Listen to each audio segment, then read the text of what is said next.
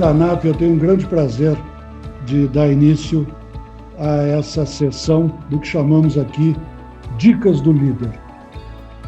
O esforço de reunir pessoas que, de um lado, construíram uma belíssima e extraordinariamente bem-sucedida carreira profissional na área da saúde, e, do outro lado, jovens que enfrentam todas as ansiedades e todas as expectativas próprias de quem percorre a mesma estrada, só que nos quilômetros iniciais.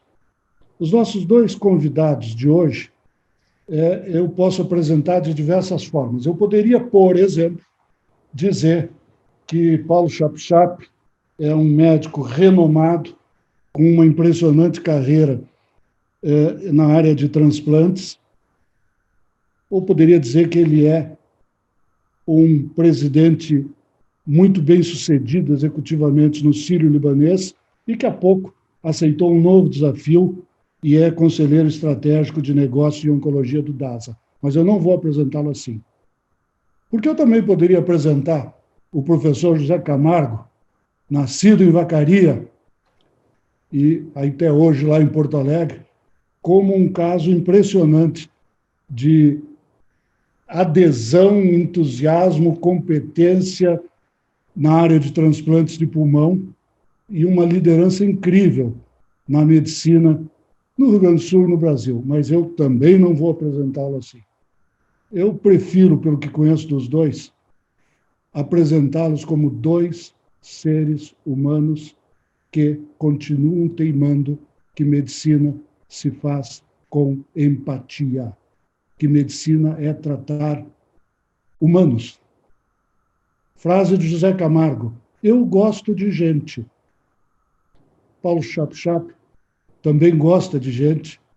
E quando a gente sente, lendo um, ouvindo os dois, é isso que passa.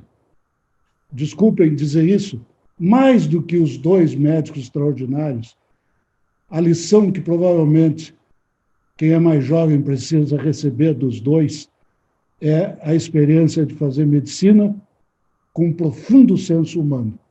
Se fossem os dois filósofos, professores universitários, arquitetos, ou seja lá o que for, estariam também como pessoas muito diferenciadas.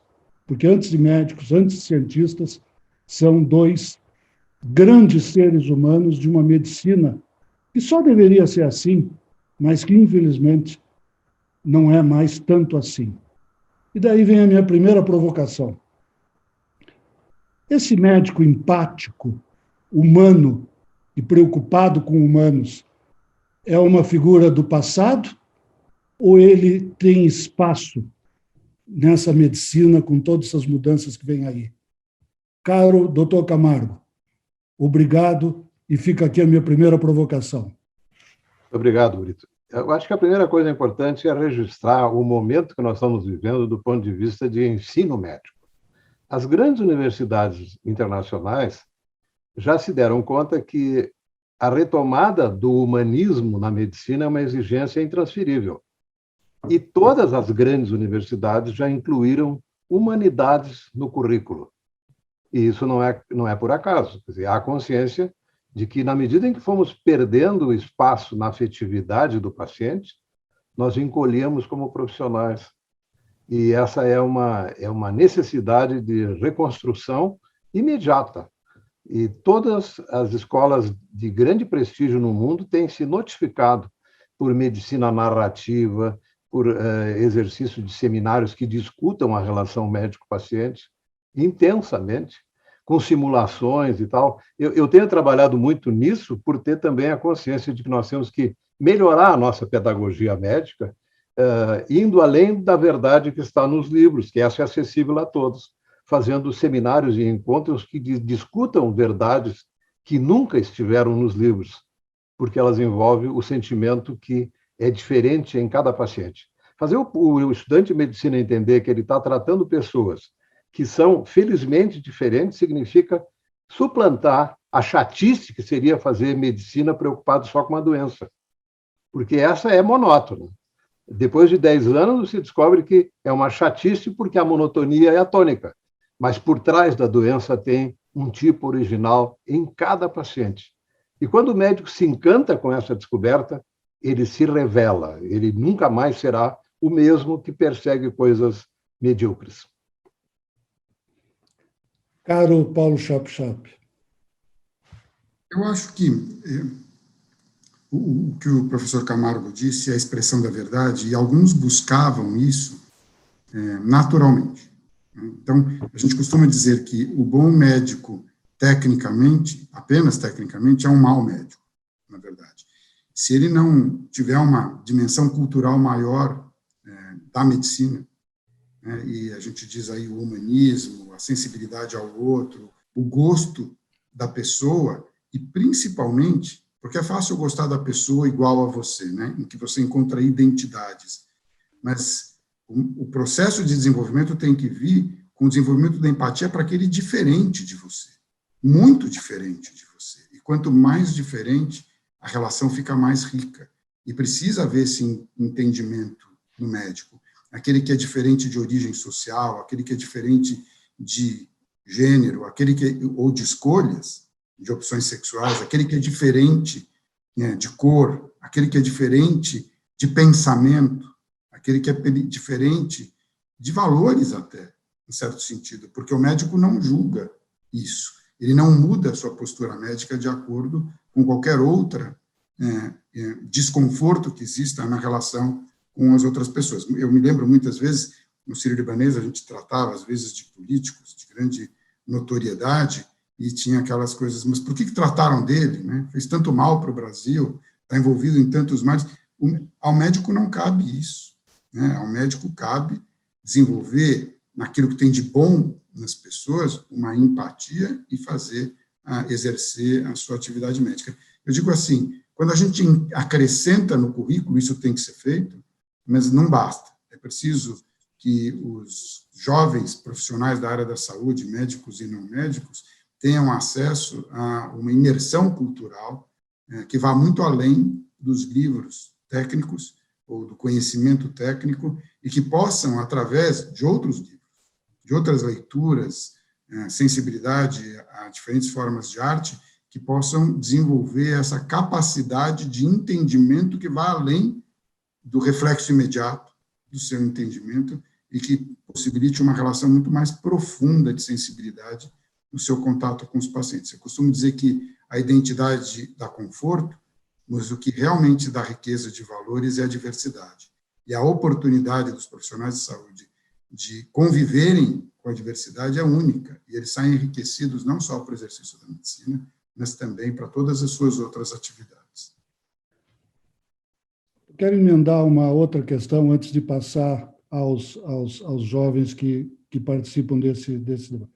O mundo que a gente está vivendo nesse 2021, ele é um mundo de cada vez mais tecnologia, cada vez que se vai a um hospital, mais e mais encontramos máquinas que mais e mais parecem exigir capacitação tecnológica.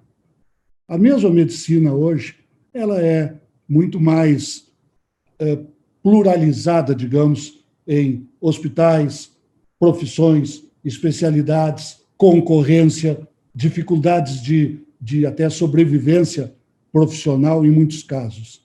Neste cenário novo, neste cenário 2021, é possível ainda manter essas qualidades que vocês tão bem representam e que acabaram aqui de mais uma vez destacar, ou perguntando pelo inverso, o que esta situação nova exige de cardápio novo para quem inicia hoje a sua trajetória na medicina? Dr. Camargo.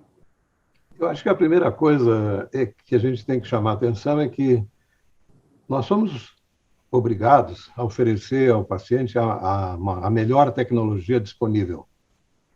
Porque menos do que isso é fraude, do ponto de vista de expectativa de quem está doente e gostaria de ter o melhor atendimento possível. O que o médico não pode ignorar é que, apesar de todos os avanços da tecnologia, os pacientes, especialmente idosos, falam com nostalgia dos médicos de antigamente. Quer dizer, houve, num determinado momento, um descompasso.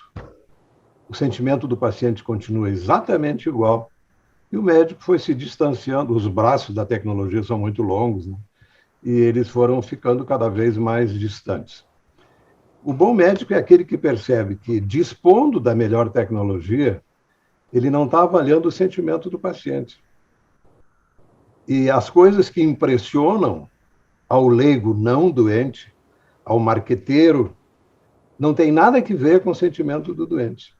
Eu tive um amigo meu que passou por uma experiência dramática numa das melhores UTIs do mundo, e quando ele saiu, eu perguntei, e como é que foi a experiência de ser tratado numa das melhores UTIs do mundo? Ele me disse, tu sabe que aquilo, além de caro, não tem Wi-Fi?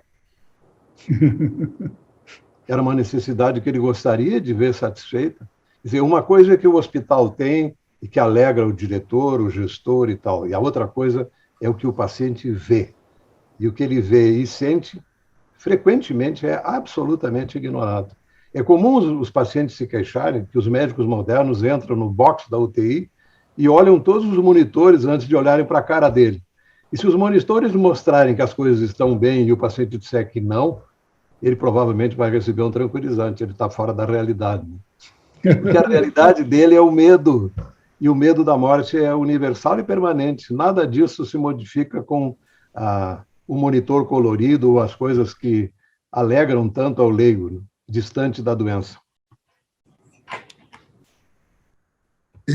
Eu acho, Brito, que eu corroboro o que o professor Camargo falou. A incorporação de tecnologia é fundamental, ela tem melhorado muito a qualidade e a segurança assistencial, mas não pode ser usada em detrimento da relação entre pessoas, né? Um momento de especial fragilidade do paciente, e todos eles vivem um momento de especial fragilidade, mesmo em procedimentos mais simples, você tende a fantasiar o teu maior medo, né? Nesse momento é que a relação humana é fundamental. Né? Nesse momento é que ela é mais necessária. E toda a tecnologia que chega, existem sempre aqueles que dizem que a tecnologia vai piorar, né? Bem em desserviço. Depende de como usar a tecnologia. Em tudo. Né? Não pode ter avião, porque tem avião que vai carregar bomba e jogar bomba atômica. Não pode ter energia nuclear, porque pode se transformar em armas nucleares. Depende do uso que você faz. A gente tem arbítrio para saber qual é o uso adequado de todas as tecnologias. Então, as tecnologias são muito bem-vindas. Elas, durante um século, praticamente dobraram, não só as tecnologias médicas, mas as tecnologias em geral, a expectativa de vida, né, da humanidade, e elas têm que continuar sendo incorporadas, mas não em detrimento, sempre para potencializar aqueles momentos especiais de relação entre as pessoas, né? E o médico que não consegue ter empatia pelos pacientes não consegue desenvolver uma relação de potência com a equipe, que é sempre multiprofissional. Eu vou dizer, trazer esse aspecto aqui, da capacidade de empatia, de gostar de gente, de conviver com gente, de dialogar, de escutar, fazer uma escuta atenta. A gente faz pesquisas nos hospitais da cultura de segurança, e a gente faz, então, questionários e perguntas para os colaboradores, a gente percebe que, muitas vezes, o pior aspecto da cultura de segurança é o medo da punição. As pessoas ficam travadas, às vezes, os outros profissionais da saúde, pelo medo de punição. E eu sistematicamente perguntava, mas me contem um caso em que aconteceu uma punição por uma falha bem intencionada, quer dizer, todos nós temos os momentos, os processos têm que ser desenhados de forma a pegar esses momentos de instabilidade que qualquer pessoa tem e evitar. Então, tem duplo cheque, triplo cheque, incorporando, inclusive, tecnologia para isso, garantindo os bons processos e tal. E eles diziam, não teve punição. Eu falei, então por que todo mundo está com medo de punição? E sabe de onde vinha esse medo de punição? Por causa da percepção de distância de poder em relação ao médico. Os outros profissionais da saúde, ou até os médicos mais jovens, tinham uma percepção de uma grande distância de poder, um grande predomínio da autoridade, da hierarquia. Isso gerava medo, gerava fragilidade, gerava paralisia. Então, a cultura tem que ser cada vez mais horizontalizada, os silos têm que ser retirados entre as diversas profissões médicas, o diálogo tem que ser franco e transparente, as pessoas têm que ter o conforto de se colocarem, de perguntarem, porque ninguém sabe tudo, de pedirem ajuda, e o medo de punição, ou o medo de serem reprimidos, faz com que isso não flua bem, e, de novo, gostar de gente e querer conviver com gente de uma forma franca. Vamos passar, então, a ouvir os nossos jovens que estão aí nos quilômetros iniciais dessa estrada tão importante quanto desafiadora, né? Tão bonita quanto demandante de, enfim, qualidades incríveis. A Lívia Maria. Oi, boa tarde. Agradeço a oportunidade de participar. Gostaria de perguntar como treinar essas habilidades que vocês estão enfatizando, a necessidade, e como fortalecer isso como uma competência mesmo. Acho que, para mim, seria uma pergunta interessante. Dr. Camargo? Eu acho que a primeira coisa, Lívia, é ouvir. Os médicos estão desaprendendo de ouvir. Existe uma pesquisa americana que mostrou que 16 segundos é o tempo médio entre o início da história do paciente e a primeira interrupção do médico. O médico está desaprendendo de ouvir, ele não tem a paciência para ouvir, e aí, frequentemente, ele associa essa incapacidade de ouvir com a expressão mais efetiva de desconsideração, que é a pressa. Quando o paciente percebe que o médico está com pressa, essa relação rompeu definitivamente. Porque nós somos muito pouco tolerantes à desconsideração em qualquer situação, mas na doença isso está multiplicado. Quando nós convivemos com alguém doente, por um lado, ele oferece um grande privilégio ao médico, que é se tornar um conhecedor de gente com convívios curtos, porque ele está convivendo com uma pessoa autenticada pelo sofrimento. Ninguém faz pose para o médico se ele tem medo de morrer.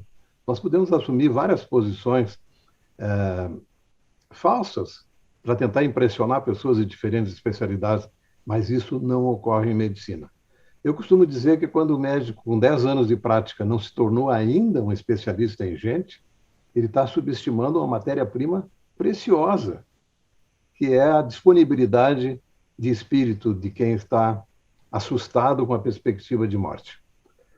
O exercício de conviver com pacientes, que vai despertar a empatia e que vai conduzir à gratidão, que é a maior usina de gratidão de todas as profissões que existe, é a medicina. Eu costumo dizer aos meus residentes, Lívia, que uma semana sem nenhum muito obrigado, doutor, luz amarela. 2 semanas sem nenhuma expressão de gratidão, você tem que rever a tua conduta pessoal, porque você está perdendo essa grande chance de se tornar uma pessoa rica por ter a capacidade de despertar nos outros o sentimento da gratidão. Acho que nós temos todos que sentar, ouvir sentado. Quando o médico fica no quarto do paciente em pé, caminhando 5 minutos, e no dia seguinte ele volta e senta, cruza a perna e ouve a mesma história durante 5 minutos, ele vai perceber no olho do paciente qual atitude ele valorizou mais. Nós não podemos nunca dar ao paciente a noção de que o caso dele não é importante, né? Porque o caso mais importante do mundo é o caso do paciente doente no momento em que ele procura o médico. Então, eu acho que esses cuidados que envolvem sensibilidade vão fazer a diferença na carreira de qualquer profissional de saúde. Paulo? Não, Lívia, é mais ou menos isso. Dá para treinar a competência relações humanas. É possível. É claro que é muito mais fácil para quem já gosta, né? A gente aprende mais fácil aquelas coisas que a gente gosta de fazer, não tem dúvida nenhuma, mas é treinável. A gente costuma dividir os componentes do exercício da medicina nas habilidades, vamos dizer, dialéticas e isso a faculdade nos traz, né, tese, antítese, síntese, né, através de um debate contínuo, essa dialética de contraposição de possibilidades técnicas e evolução através das discussões de caso, e então você vai treinando e desenvolvendo, né, à beira do leito ou junto ao paciente, mas as habilidades dialógicas não ganham muito protagonismo nesse desenvolvimento do profissional da área de saúde. Quais são elas? A escuta atenta, interessada, com um olhar no paciente, não no computador, né? O silêncio é muito importante, alguns momentos de silêncio dos dois, que denotam que você não está com pressa, não está emendando imediatamente e apressadamente a sua fala na fala do paciente, mesmo quando ele concluiu. Então, é um momento de reflexão, é olhar nos olhos, é encostar na mão, é pôr a mão no ombro, né?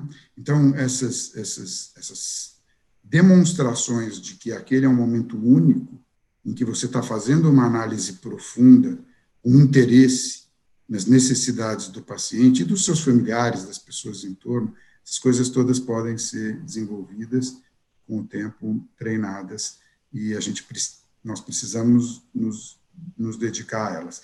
Eu fiquei muito surpreso quando eu vi uma pesquisa em que mostrou que atualmente os profissionais ou a especialidade médica com maior índice de burnout nos Estados Unidos é dos médicos de família e da comunidade.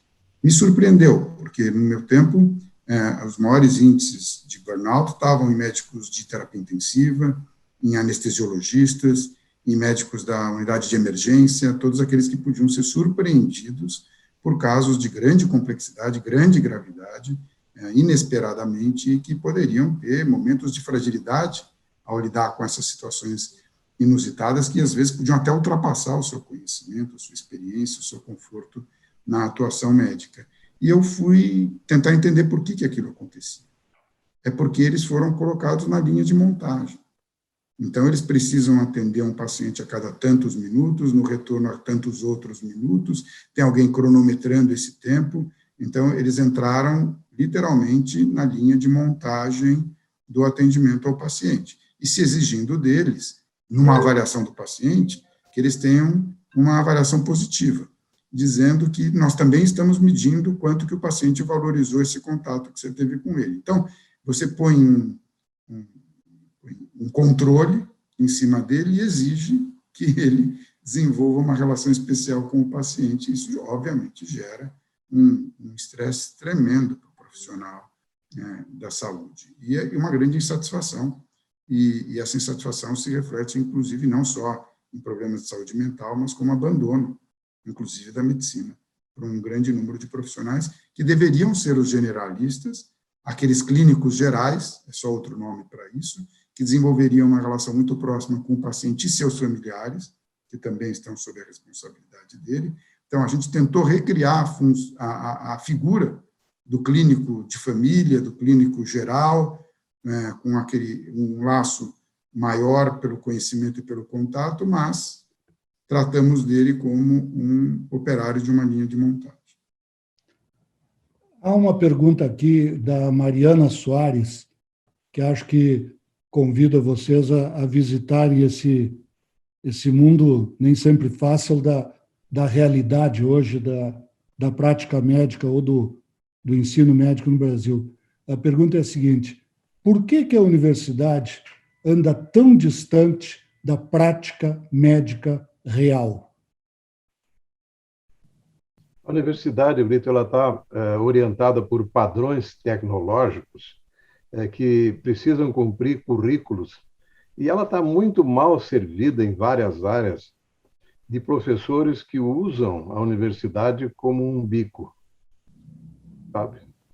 São pessoas que não se afirmaram no exercício profissional e não abrem mão do empreguinho mal pago da universidade por nada desse mundo. Então, tem muita gente ocupando espaços que podia ser destinado a pessoas que tivessem uma visão de humanismo maior. Acho que a universidade está usando muito mal também o fato de que ela vai tratar pessoas muito pobres, pessoas muito humildes, com invisibilidade. quando nós deixamos de ver o humilde porque ele é humilde e passamos a tratá-lo como um invisível, nós estamos desperdiçando a matéria-prima gloriosa do ser humano, que assim, é o ser humano sem dissimulação. Quando a gente ouve histórias de gratidão, por exemplo, de médicos experientes, a gente fica constatando uma coisa interessante. Se nós pedimos a um médico que conte 10 histórias de gratidão, você vai descobrir que 9 delas vieram de pessoas muito humildes. Essas pessoas nunca exerceram a hipocrisia do convívio social. Elas nunca precisaram aparentar serem mais do que eram. E sendo o que foram o tempo todo, elas são assim, minas de humanismo. E eu tenho um enorme encanto pelo invisível, porque eu descobri que quando eu lhe dou visibilidade, eles se revelam uma pessoa na plenitude. E todas as pessoas que são tratadas assim, elas são capazes de se revelar de uma grandeza insuspeitada. E quem atende ambulatórios de pacientes do SUS fica surpreso com a capacidade de expressão de generosidade. E isso me encanta muito, eu me dedico muito a esse tipo. Com todo esse tempo que eu tenho de medicina, eu faço ambulatório do SUS para acompanhar os residentes. E lá, de lá eu volto com uma alegria que muitas vezes o consultório particular não me deu. Eu acho que a universidade tem que se prestar a isso, a ser intermediário eficiente, carinhoso, entre a comunidade e o médico em formação, porque esse médico tem que estar lá na origem, em contato com essa humanidade emergente do mais humilde. Que bom ouvir pessoas como o Dr. Camargo e o Dr. Paulo Chap-Chap. Eles fornecem para a gente, mesmo virtualmente, doses generosas de esperança. Numa hora dessas, é um remédio muito bom, muito bom. Doutor Paulo Chap-Chap, eu vou emendar aqui uma pergunta da Priscila, que bate, digamos, no mesmo lado da pergunta anterior, dizendo o seguinte, que existem pesquisas que indicam que a quantidade de profissionais de saúde não vai ser suficiente para atender a demanda. Muitos falam na necessidade de aumentar a produtividade. Porém, hoje, há esgotamento de equipes, em parte motivado pela pandemia. Ela encaminha a pergunta para chegar no seguinte: é possível supor que a telemedicina vai, de um lado, contribuir para responder à necessidade desse aumento de produtividade, mantendo qualidade do atendimento, e eu acrescentaria, mantendo empatia e humanismo no atendimento? Onde a telemedicina entra nessa rua muito concorrida, de um lado necessidade de médicos, de outro lado necessidade de empatia? Olha, eu queria só disputar um pouquinho, Priscila, o componente de que vão faltar profissionais da área da saúde, especificamente médicos. Nós vamos formar, daqui a 2 anos, em torno de 38 mil médicos por ano no Brasil. E nós vamos passar rapidamente de 2,4 médicos por 1.000 habitantes e vamos chegar aí nos números bem razoáveis de 3,5, 4 médicos por 1.000 habitantes, e vamos ter que fazer uma boa distribuição dessa força de trabalho, que eu espero que não nos decepcione em termos de qualidade profissional, mas eu temo que isso possa acontecer. A telemedicina permite já que nós aumentemos mesmo a eficiência. Se diz que no Brasil faltam especialistas, e aí eu faço perguntas, às vezes, para alguns especialistas, por exemplo, para um endocrinologista, quanto tempo do dia dele de trabalho ele passa exercendo a especialidade, não a profissão médica, mas a especialidade de endocrinologista, ou um reumatologista, ou um cardiologista, e a gente percebe que eles têm um tempo de atendimento dentro da especialidade que é a menor parte do dia. Eles acabam se dedicando a outras atividades complementares e não usam a sua competência e experiência na maior parte do tempo. Dito isso, a gente fez um projeto para o SUS, que, aliás, começou no Rio Grande do Sul, com o Erno, quando ele estava, acho que na Secretaria de Saúde do município, que era a consulta médico-médico para o SUS. Então, os médicos dos programas de saúde da família, nas unidades básicas de saúde, para fazer o encaminhamento dos pacientes para o especialista, eles faziam uma ligação para o especialista, e esse especialista ou ajudava a resolver o problema, ou classificava o grau de urgência com que aquele paciente precisaria chegar no atendimento especializado.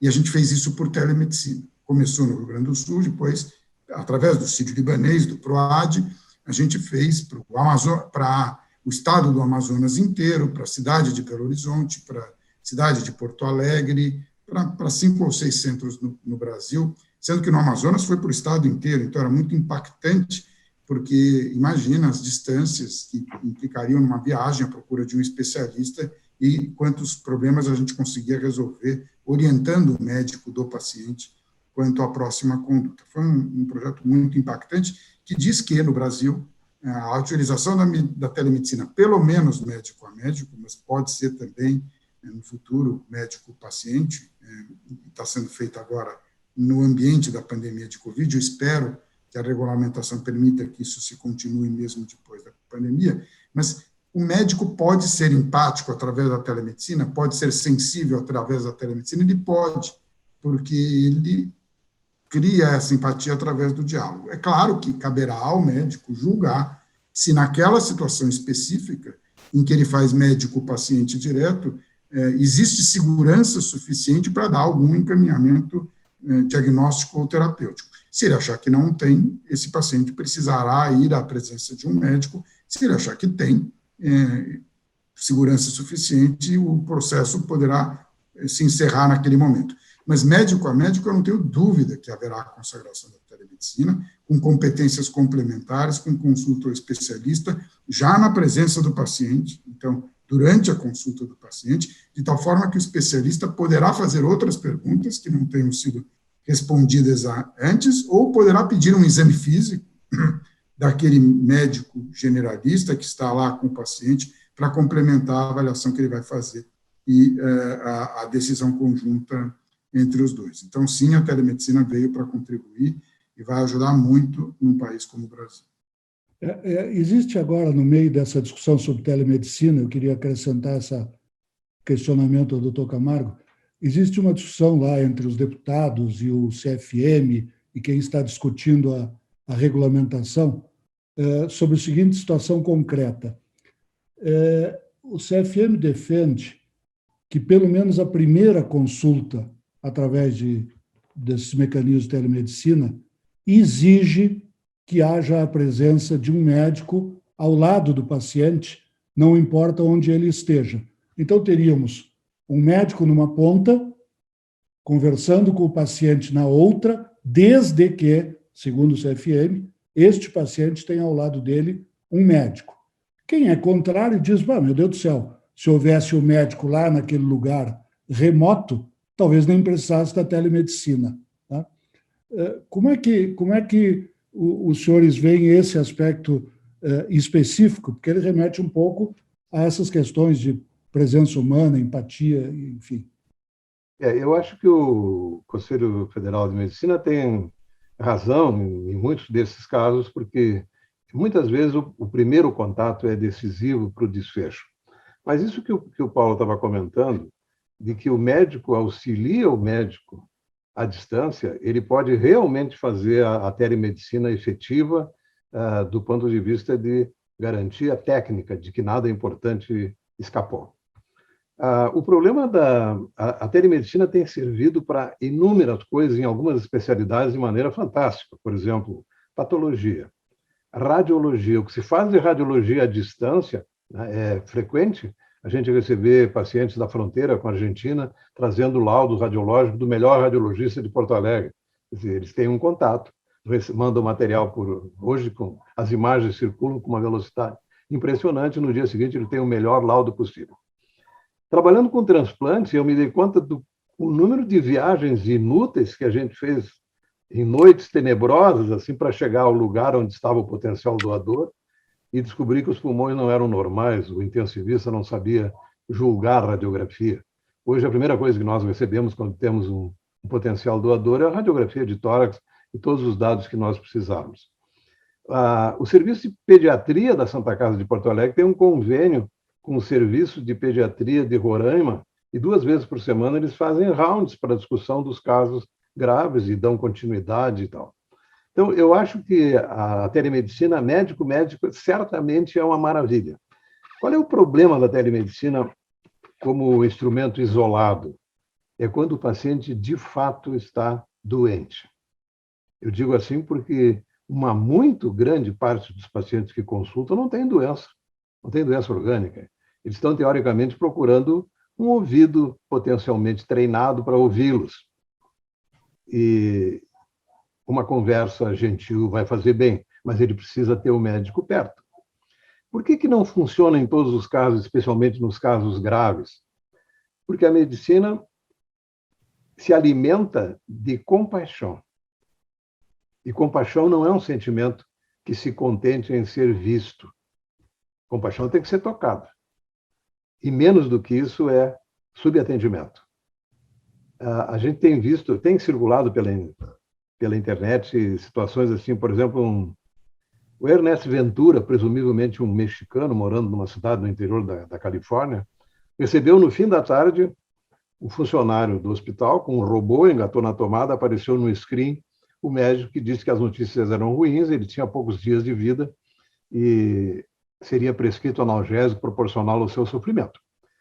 Desliga-se da parede, sai o robô. Quer dizer, essa é a situação que configura o absurdo que é a falta de alguém para abraçar, imaginando que nenhum paciente se sentiria estimulado a abraçar o robô.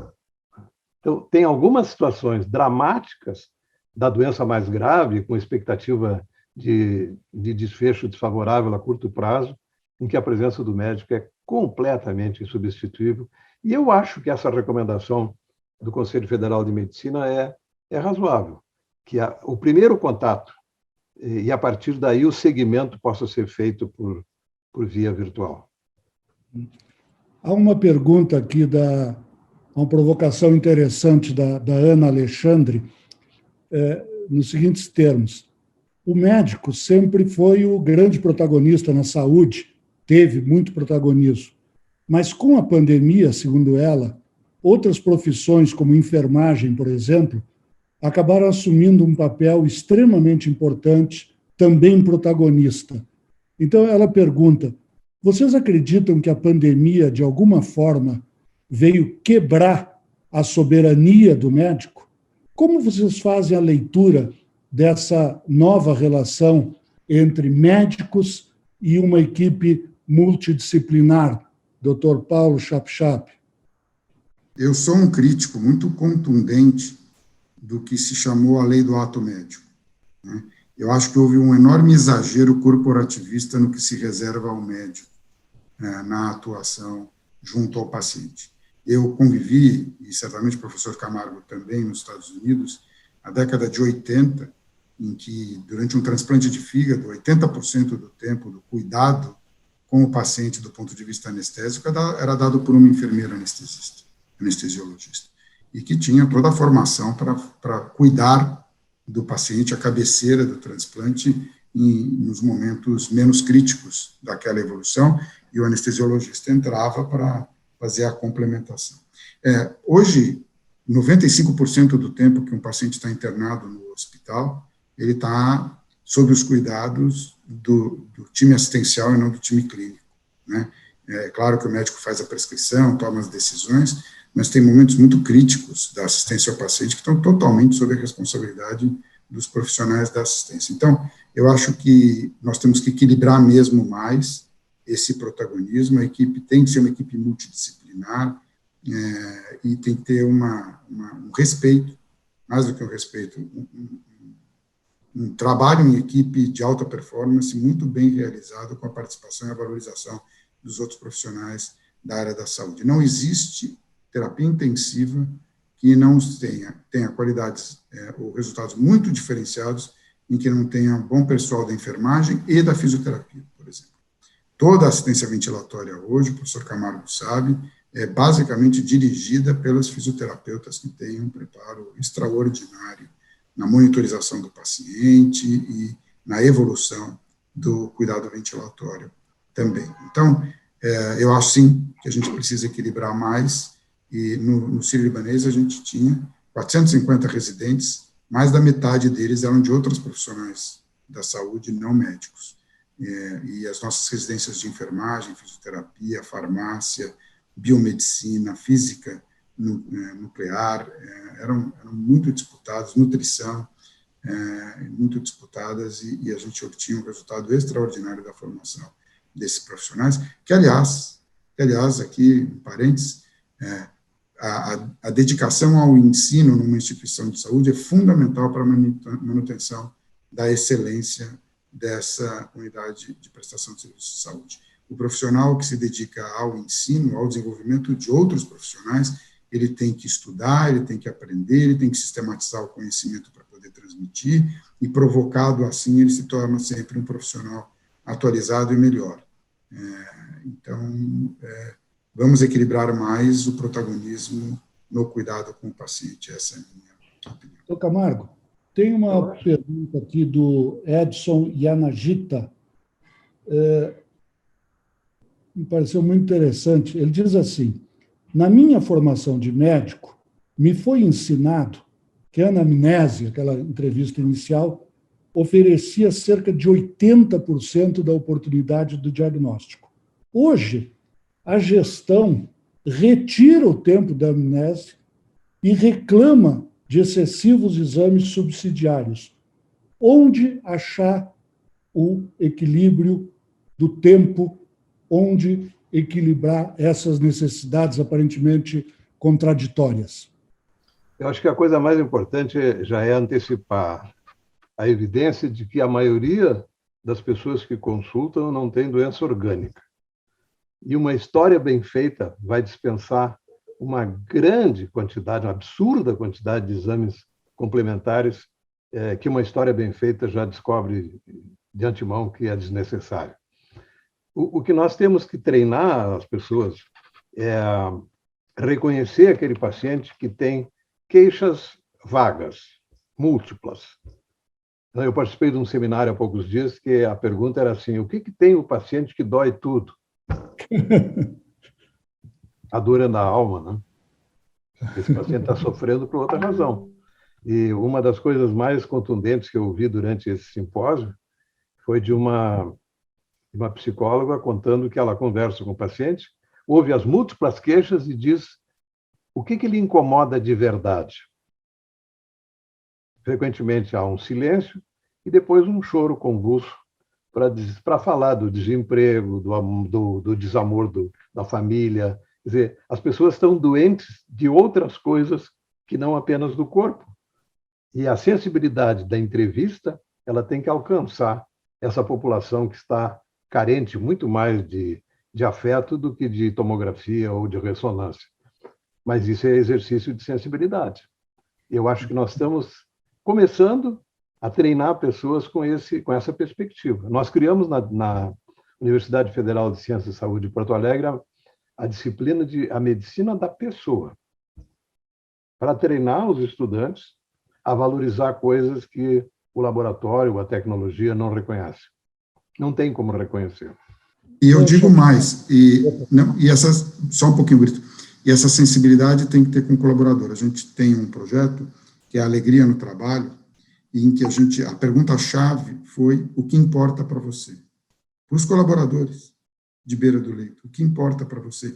E, às vezes, as queixas que são também múltiplas, professor Camargo, é a escala de plantão, é a minha liderança, é a chefia, é o que o médico falou, no fim se traduzem em a pessoa quer ser escutada.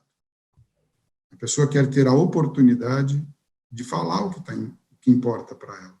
E, às vezes, a gente não dá essa oportunidade nas relações com as pessoas que trabalham conosco. Então, vale também, não só para a pessoa paciente, para a pessoa acompanhante, familiar, mas para a pessoa profissional da área da saúde também. A Juliana Almeida vai permitir uma mudança de rumo aqui na conversa. dizendo o seguinte, que cada vez mais é recorrente falar-se que tem que se adotar um modelo baseado em valor, colocar o paciente no centro do cuidado. E aí ela faz uma pergunta, a pergunta é boa, não sei se a resposta é fácil. Como é que vai conseguir implantar isso nesse sistema, nesse país, nas condições concretas que vocês e que todos nós temos em termos de Brasil, medicina, e aí vem toda aquela descrição nem sempre agradável da realidade. Como colocar o paciente no centro do cuidado e fazer uma medicina que dê cada vez mais força à questão do valor no ano de 2021, num país chamado Brasil, no mês de outubro. Eu acho que uma coisa muito importante, Brito, é que nós estamos nos conformando com a péssima condição que estamos trabalhando. E isso é o que não pode acontecer. E, principalmente, essa aceitação da diversidade não pode ocorrer entre jovens, que estão na idade em que nós temos todos, ou tivemos todos, a convicção de que era possível fazer o mundo melhor. E o que eu vejo é um desânimo generalizado, e as pessoas estão deixando, em nome desse desânimo, de fazer as coisas possíveis, de ser carinhoso, de ouvir, de conversar com o paciente, de usar o tempo que tem disponível, não para se queixar, mas para construir uma imagem afetiva sólida. E eu costumo recomendar aos meus residentes que façam o seguinte. Um paciente teve uma experiência dolorosa, sofrida, quimioterapia, passou pela UTI, foi transplantado. Pergunte a ele o que foi o mais inesquecível dessa experiência. É deprimente para o médico descobrir que o que ele achou inesquecível, muitas vezes o médico nem percebeu. Isso dá uma ideia real da enorme distância entre o sentimento de quem foi treinado para cuidar pessoas e está se omitindo do que é mais importante, e, do outro lado, um paciente que está vivendo um momento inesquecível da sua vida, que é o que mais o assusta, o que mais o ameaça, e ele está, então, extremamente vulnerável. Eu tive um paciente, Brito, que quando comecei a atendê-lo, ele me entregou um catatal de radiografias e disse: eu acho que o caranguejo me pegou. E aí eu olho a radiografia e tem um enorme tumor no pulmão e ele desata a chorar. Como eu não conseguia fazê-lo parar de chorar, eu contornei a mesa e sentei ao lado dele. Olhei a tomografia, mostrei o tumor e disse: é por aqui que nós vamos começar a traçá-lo. E ele imediatamente parou de chorar e me disse uma coisa marcante, assim: mas então eu tenho tratamento. E a ideia de que todo leigo tem que, se a doença for grave, ele está condenado não só a morrer, mas morrer solitário, morrer sem parceiro, que é, em última análise, o que o médico tem que se oferecer para ser. Ele morreu 11 meses depois. Realmente, o caso dele não tinha solução curativa. Mas poucos dias antes de morrer, ele me disse: vocês foram ótimos comigo. Vocês têm uma equipe maravilhosa, mas o que eu nunca vou esquecer foi aquele primeiro dia que você contornou a mesa para sentar ao meu lado. Eu jamais imaginaria, recapitulando o caso dele, que esse seria o momento mais marcante. Nós somos muito sensíveis e nós temos todos os sensores ligados quando estamos em sofrimento. E o médico jovem tem que estar muito atento a isso, porque é isso que vai decidir que densidade emocional terá a relação dele com esse paciente. O doutor Camargo sugere, né, para usar uma palavra antiga, rebeldia, ou seja, não aceite o que parece que é inevitável e tente fazer aquilo que é o que deveria ser feito ou o máximo do possível que você possa fazer. Olhando para os jovens, meu caro Paulo Chapchap, o que você diria nesse mesmo sentido? Olha, é difícil dizer uma coisa rápida no mesmo sentido, mas em relação a isso, do que o professor Camargo disse, esse reconhecimento, essa generosidade que o paciente devolve para nós, talvez seja a maior compensação que o médico pode ter.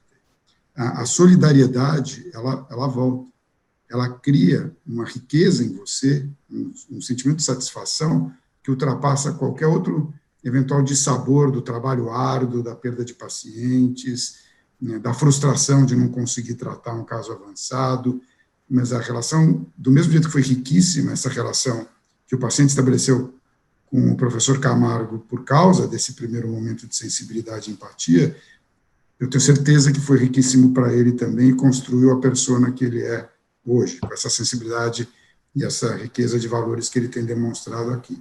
Então, ao jovem, vale a pena. Vale a pena exercer a medicina como nenhuma outra profissão. Os profissionais de saúde em geral, não só o médico. Vale a pena ser um profissional da área da saúde. E vale muito mais a pena se você conseguir estabelecer uma relação de proximidade com o paciente. Eu lembro de um professor meu, até era uma boa pessoa, mas uma vez eu toquei no ombro da mãe de uma criança que estava chorando porque a gente contou que a criança tinha um tumor de difícil tratamento. E ele disse, isso pode ser percebido como assédio, nunca toque, sem necessidade, num paciente ou no seu familiar. Eu acho isso um dos maiores absurdos que eu já escutei. Tem uma diferença enorme de um toque de solidariedade para um toque de avanço de intimidade. E eu toco muito nos meus pacientes e toco muito nas pessoas que estão em sofrimento. E não abaixo o olho. E esse é um treinamento que vocês têm que fazer. Dá o seu olhar. É isso que ele está esperando. E dá sempre algum grau de esperança, porque sempre tem cuidado. Pode não ter tratamento curativo, mas o cuidado nunca pode faltar. E, aliás, o cuidado é muito mais importante quando você não pode curar. E o cuidado depende da relação que você estabelecer com a pessoa. Nós vamos para as duas últimas questões, e esta é apresentada por um intensivista, médico, intensivista de um hospital em Ipatinga, em Minas Gerais. É uma questão, me parece, recorrente, mas o que tem de recorrente continua tendo de desafiadora, né? Ele pergunta, um gesto de humanidade para quem busca solucionar ou amenizar o sofrimento do seu paciente acaba enfrentando, diante de situações muito complexas, muito graves, especialmente vividas na medicina intensiva, a questão de equilibrar, dar esperança a pacientes e familiares sem deixá-los desinformados das condições reais, ou, invertendo, como oferecer o real sem retirar a esperança, professor Camargo.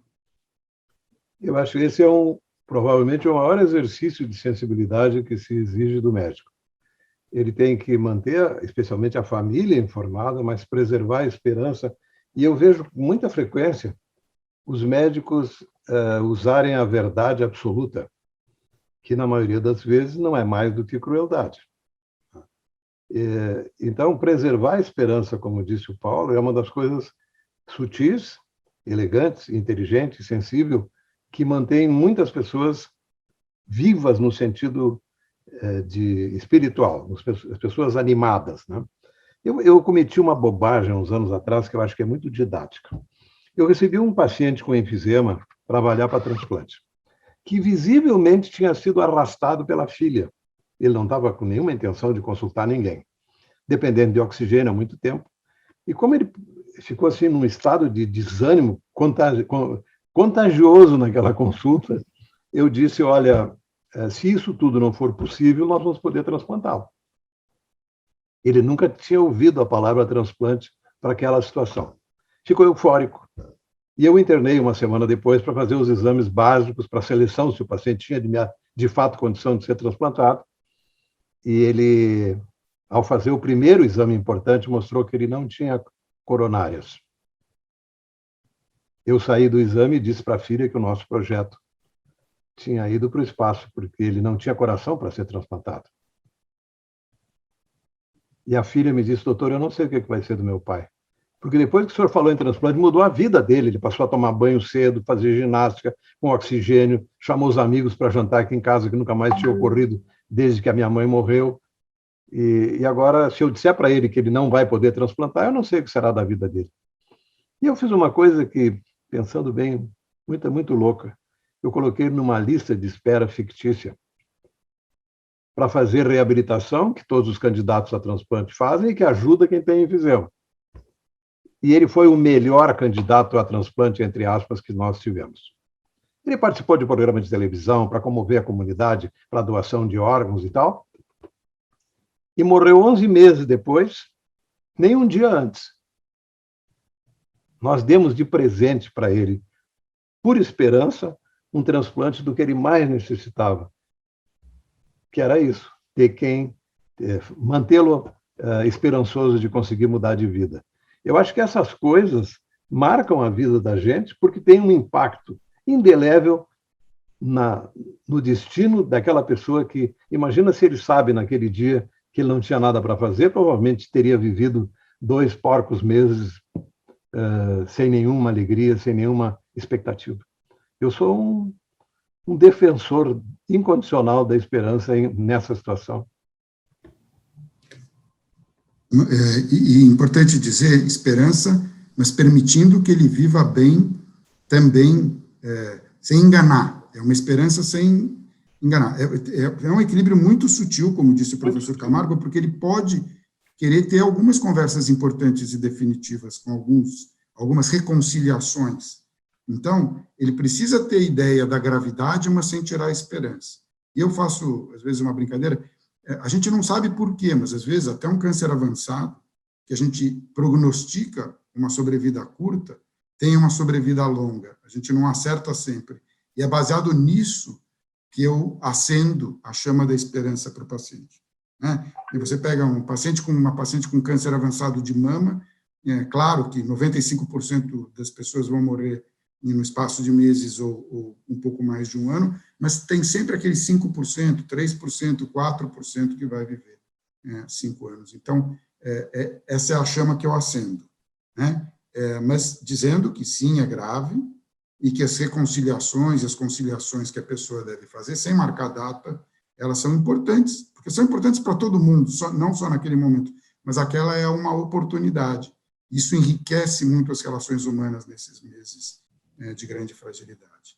Não sei se o professor Camargo concorda. Eu vou propor uma questão final, e essa é a típica conversa que quem está ouvindo 2 pessoas como vocês fica tentado a dizer: vamos torná-la interminável, vamos torná-la não uma conversa de 1 hora, mas uma conversa de muitas horas, pela profundidade, pela forma extraordinária com que os dois falam, não sobre medicina, falam sobre pessoas. Né? Na imagem, eu imagino, do brasileiro médio, né? O médico era uma pessoa, um profissional extremamente respeitado, com um papel social e quase de chefe de família nas cidades, da grande família de toda a cidade, né? Era uma figura respeitadíssima, identificada com muita facilidade e com muita admiração. Mudam os tempos, existe hoje mais médicos, mais competição, mais dificuldades para sobreviver, para se fazer notar, para aprender. Enfim, o mundo todo ele é aparentemente mais árduo hoje. Tá? Vocês diriam, na condição de médicos extraordinariamente bem-sucedidos, que ficou mais difícil ser médico? E como é que vocês enxergam a figura do médico, o papel do médico nesses tempos, não digo no futuro, mas nesses tempos próximos? Eu acho, Brito, que a primeira coisa importante é que não há nenhuma chance de que alguém bem qualificado e afetivo, carinhoso, não prospere. Eu nunca vi esse médico. Existem médicos que vão para o exterior, se qualificam, investem, nunca decolam profissionalmente. E a gente sabe qual é o problema. São pessoas rígidas, sem empatia. Então, o meu conselho para o jovem é assim, ó, invista em qualidade técnica, no limite, e seja carinhoso com seus pacientes, e você vai ser um sucesso. Eu tenho uma ojeriza ao médico mal-sucedido que pretende desestimular o jovem. E plantar pessimismo aos 20 anos, essa planície maravilhosa da vida em que a gente, de fato, pode fazer tudo diferente, eu acho isso um absurdo. E se eu tivesse que fazer uma fala final para o jovem nessa situação, eu diria o seguinte: sempre que você encontrar um velho, bem-sucedido, afirmado, famoso, reconhecido, pode ter certeza que ele tem um segredo que ele não revelará nunca. Ele trocaria tudo que ele conseguiu na vida pela idade de vocês, para fazer tudo outra vez e melhor. Eu não tenho Obrigado que falar. pela oportunidade. Eu posso só assinar embaixo do que o Camargo falou? É isso que eu quero fazer. Eu queria agradecer muito, em nome da ANAP, e de novo, a alegria maior não é por estar com 2 cirurgiões famosos, com uma história de competência que torna vocês ícones, né? Para qualquer pessoa que fala sobre médicos no Brasil. O que a nós todos alegra, emociona, é estar diante de 2 seres humanos diferenciados, que por circunstâncias da vida são médicos e bons médicos, mas são, acima de tudo, médicos e bons médicos já são poucos. Agora, médicos, bons médicos e seres humanos como vocês são pouquíssimos. Obrigado. Muito obrigado pela oportunidade. Obrigado mesmo. E são 3 seres humanos extraordinários aqui nesse painel, não 2. É.